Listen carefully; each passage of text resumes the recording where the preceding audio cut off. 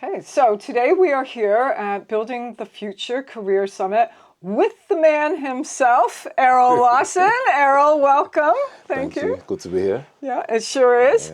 Yeah. So Errol, we've been talking to a lot of our panelists today and the employers and the exhibitors.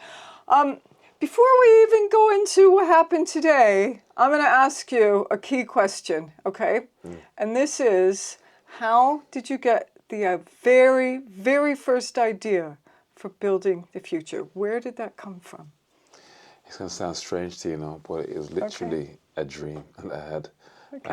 That I just, I came to this very university many years ago to do a master's degree in construction and the built environment. And I had just around 23 or so, I just began to really think about like some of the issues and challenges in a number of sectors, but in particular the built environment sector, the skill shortages, etc. And the more I looked into it, the more it became clear to me that not only were there shortages and issues around retention and an aging population, there were massive issues around the young people actually being able to get access to opportunities. And so for the last 20 years or so, I've worked with young people in the city, in the UK, in other parts of the world, using my own lived experience. I mean, I grew up in Birmingham. You probably know a bit of my story. I went off the rails during my teenage years. I was homeless at 16 years old. And at 19, an Irishman helped me turn my life around. My name is John Holcroft. Okay. And I think what I've been trying to do my whole life is, by the grace of God, I've tried to be John Holcroft to a generation of young people. And so it's merging that passion for young people with some obvious gaps in the industry has birthed out Building the Future. A platform to inspire, to inform, to educate, to open doors for young people across the UK now. Okay, thank you, Errol. It's inspirational, and today is and building the future is not just about the young people. Okay, and I'm gonna get back to that in a minute, but the whole spectrum of what it takes to have one young person come out of a community, get the qualifications, find the right training provider, whether it's a college, whether it's their employer, whether it's a university, actually get matched and have that experience with the employer. That's what we've been talking about today. And what you've done is you've actually started to become and create a collective voice. So you've started to get all of these, I'm going to call them the players that make it happen, brought them together and started to get this collective voice. So today, I believe that you had a lot of exhibitors, right? A lot of different employers. Yeah, almost, I think, around about 30 exhibitors. Right. Employers, a number of employers that delivered workshops for the students for us. Oh, fantastic. And a whole host of them were in the room on panels and joining the conversation as delegates as well. Yeah. It's been city leaders here, people high up in the combined authority and things of that nature. It's been a wonderful time, and you talk about the opportunities created. A young man named Mohammed came to me about an hour or so ago. Okay. And Mohammed was he came and he asked me. He said, "I want to be electrical installer." Okay. And so I could see that clearly English wasn't his first language. And I asked him, "Have you spoken to everybody here?" "Yes, everybody. Yes, everybody. Nobody help. Nobody help." Right. I said, "Okay." So Mohammed went over to one of the stands with him. And I said, "Mohammed, do you guys do electrical?" Because he said, "No, they're all civil. I said, "You guys do electrical?" "Yes, we do electrical." I said, "Mohammed." Yes. And then I said, "Okay, Mohammed, you tell me, what do you do? Where are you now? What are you studying?" I'm starting a course at Southern City in September in electrical level 3. Okay. And then began to dig his story, right? Yeah. And this powerful moment happened where I said, "Mohammed, you see what you just done with me right there? Yeah. Do that with him. Yeah. Tell him your story." Yes. Because if you tell him your story, he'll hear the gaps and hear the opportunities, and he has a huge network Exactly. to be able to connect you with. Mohammed's face lit up. Oh, The guy yes. across from me started, he was there hearing our conversation, started smiling. Said, yes, Mohammed, we have a whole host of contractors that we work with who can supply you with opportunities for apprenticeships and those things. You know, and Mohammed got it. And sometimes it's in the hand to see, actually, this is how you communicate in a space like this, right? Yeah. And I said, Mohammed, I want you to go to every one of these tables again Yeah. and do what you just did. Yeah, And he came to me absolutely. at the end of the day going, thank you so much, thank you so much. Because sometimes it's just like, it can be intimidating, right? It can. But Yep. when you've got people in the room like this, you don't want to miss an opportunity. So I think a lot of people had that kind of moment today, really. Yeah. I hope they did. Yeah, that is an absolutely amazing highlight of just one of the things that could happen to one person with the right guidance. And I'm going to use that word. So you were there, and he was there, and it happened. And it happened because you've created a summit. It's not just a careers fair. We've actually had all of the different levels of stakeholders within this whole industry. So one of the things that we've been talking about is getting out into the communities, getting out into the regions, talking to the different employers about what they're doing beyond just a careers fair. All right, now I'm going to ask you a fairly difficult question, okay? And this is around, if you were going to create a profile, Errol, of a young person currently in this landscape, who do you think that, what profile needs the most help right now? What do you think? You know, male, female, regional, there's a lot of different demographics you can put into that. But if we were going to say who needs the most help, do you have an idea about that? So the complexities, right? Yeah. The complexities are around, for example, and I think I could say that everyone needs help, but here's an example of some of the complexities. You've got a young person who maybe their dad is a bricklayer, a plumber, and they've learned from that environment that if I fail at school, I can get a job with my dad. Or if I Okay. fail at school, I can always get a labouring job, right? That young person right there, who is most times from the family of a young working class, white background, say, and he's believed that that's going to be his lot in life, right? Yeah. That Yeah. person needs exposure. Yeah. He needs to see actually that this industry your dad is in, Yeah. it's bigger than what Yeah, he's showing it you, is. right? Yes, exactly. Yeah. And then there's So what we're saying is sort of a generational mindset. Just going to turn it generational, into that, yeah, generational mindset. yeah, Okay, so we've got that. yeah, Yeah. generational mindset. Yeah. Equally, the young person that needs help, they're academic, they're gifted, they're sharp, and they go to a school that prioritizes university as an Yeah. outcome, right? Yeah.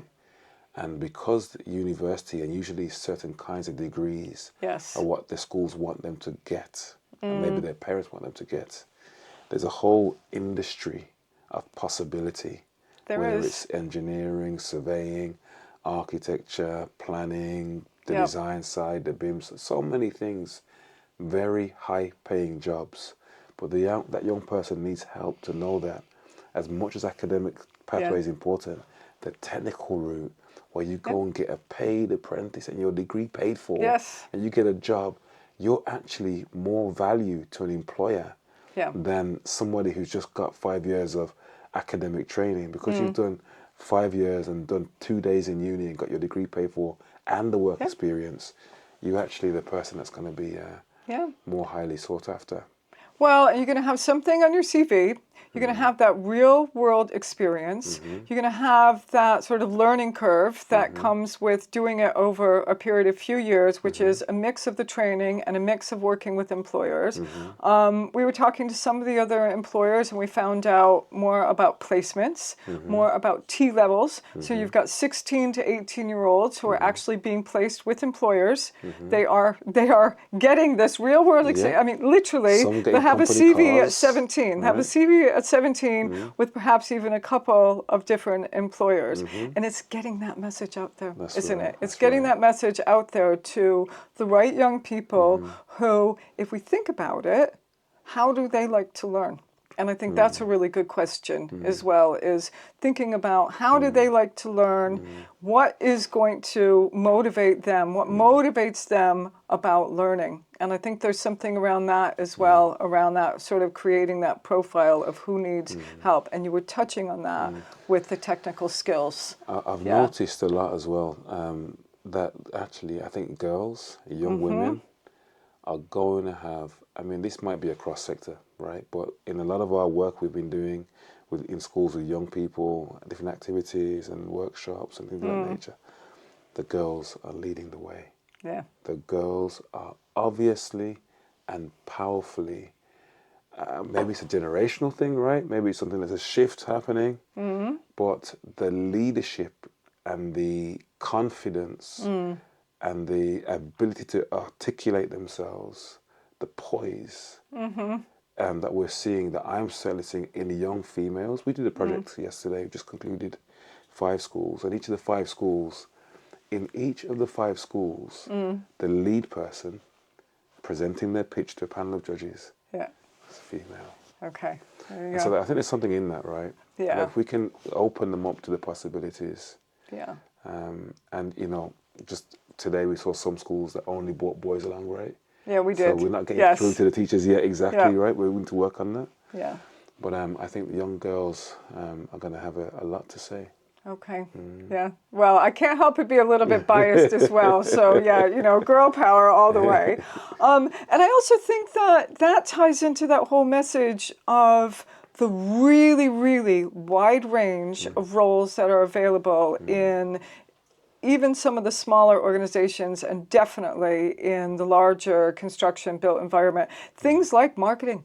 Things like HR, you know, some of these British large organizations, they are, like if you think about HS2, etc., thousands and thousands of people are needed, but they need specialists in HR within the construction industry. Right. So there's a route. There's all of these routes that you can think about that, oh, I didn't realize that that was construction. But yes, it is. And you need to become a specialist in your sector as well. So I think it is around a lot of that. What we're saying is the breadth and the depth of what that industry can offer. And then the different ways to learn within it, the different ways to become educated as well. So we were speaking to some of the training providers and all of the different qualifications. I mean, today's just been absolutely fascinating, but we did have some really good information just about the different levels of qualifications that the sector actually requires that are employer-led. The employers need these qualifications. The training providers are providing them, and it's the young people that need to know exactly what these are. And then we were also talking about earlier today about sort of having these building blocks where it's not a career that you enter and you stay, you enter and you grow. That's and right. you just keep going and going right. and going. And That's right. I mean, you did hint at the word I heard, high paid. I did hear that. Yeah. And it's true. I've seen several young people who now are earning more than their parents, and they're like 21 years old. There you go. And they've gotten onto this career ladder, and they're earning 40,000 more than that even at 21, and they're driving nice cars, and they're doing very well, you know. And so the possibilities are there, and I think, you know, I think of those who need help. Yeah. I think it's the groups we've mentioned. Yeah. You know, we could talk about those who are perhaps from disadvantaged backgrounds, who also there is a market in some sense for those who actually we know it's not all for those who are underachieving and what have you, but there are those who are NEETs, not in education and training, who are not academically. We're saying not academic. They're very smart a lot of the time, street smarts, but that route in might seem far for them because. Yeah. But I think with the new technical pathways... Yes, I agree. Man, the possibilities are endless for anybody who's got a bit of nous, some good character, hardworking, regardless of their academic ability or performance. I think if I was starting again, I'd be looking at this sector. Okay, all right. That's So Errol, if you could do it all again, that's a good question. Yeah. Yeah, no, it's an amazing sector. So just to bring us back to today, did we have any highlights today besides, I know you had that lovely story about Muhammad. I'm just going to say maybe something that an employer said. Let's just think at the other end of the scale. Did you have any employers that were really enthused? I think we had a couple of first-timers here as well, perhaps. I think one of the highlights, like what was it, Andy Williams, Director of Economy here, Birmingham City Council, gave an inspirational talk at the start of the day to really kind of set the context, set the scene for the region. Seeing the young people asking questions. Oh, yes. Okay. They were so enthusiastic, they were so energetic, and they had lots of questions for the panelists, which showed some just great engagement and enthusiasm for their city and their place. So that was great to see. The students going around and doing their workshops, and you know that they're being just inspired. They're being challenged to think differently. So for me, lots of highlights. You can see the networking and the buzz around the building. People meeting new people. People traveling from very far. People flying in. Really? Oh yeah. Oh, People flew in to Birmingham to be a part of this day, right? To your event, Errol. I'm just going to say that. Yeah, fantastic. So, it's growing. It's a blessing. It's a blessing. It is. It's a blessing. It is. All right, big question here. Where do you see this going? Let's just say 5 years from now. What does 5 years from now look like? Well, at the very least, this building is heaving with hundreds of young people. Perhaps on slots during the course of the day. So a 9 to 11 slot, maybe 300 to 500 come in. Then maybe a 12 till 2 slot, maybe 300 to 500 come in. And throughout the course of the day, school children are having opportunity to experience these things. And that's at the very minimum. Anything bigger than that, I'll be saying to UCB, where's you got to give some more space, some more room, a bigger campus or something, because the primary goal for me is to get as many young people inside to experience something transformational as possible. And then equally on the summit and the panel side, we're drawing in experts now from across the UK to come in and to talk about these issues and challenges, to build relationships and stimulate activity, positive activity and growth in the sector. So for more of that as well. And that's fantastic. I think that is such an aspiration. I think it's achievable. I think what you're really looking for is to make a difference across more people, from more individuals. And that's not only on the young people side, but also on the employer side as well, which is fantastic. Okay. Thank you. Yeah, I think we wrap it up from the man himself, Errol Lawson, Building the Future Awards. And can I just ask you to do a little plug for the awards in there, Errol? Come on. So on the 5th of November, we're at the ICC for the 4th Annual National Building the Future Awards. It's going to be an amazing time. And certainly if you're watching this and you don't have to be in Birmingham even. If you're in the UK or outside and you feel like you want to come and see what is happening here in the city of Birmingham and across the region, across the UK, young people aged 18 to 35 have been recognised across a whole range of streams in the built environment, plus educational institutions, universities and colleges and training providers are also being recognised, and then some of the leading companies too who are doing well to support and create platforms for young people are also being celebrated. So if you're around, go to the website www.buildingthefutureawards.co.uk. Tickets, tables are on sale right now. And we're open to sponsorship as well for next year's event. If you want to be involved as a sponsor for our Careers Fair and Summit and next year's awards, please do drop us a line. Thank you so much. Perfect. Thank you, Errol. Thank you.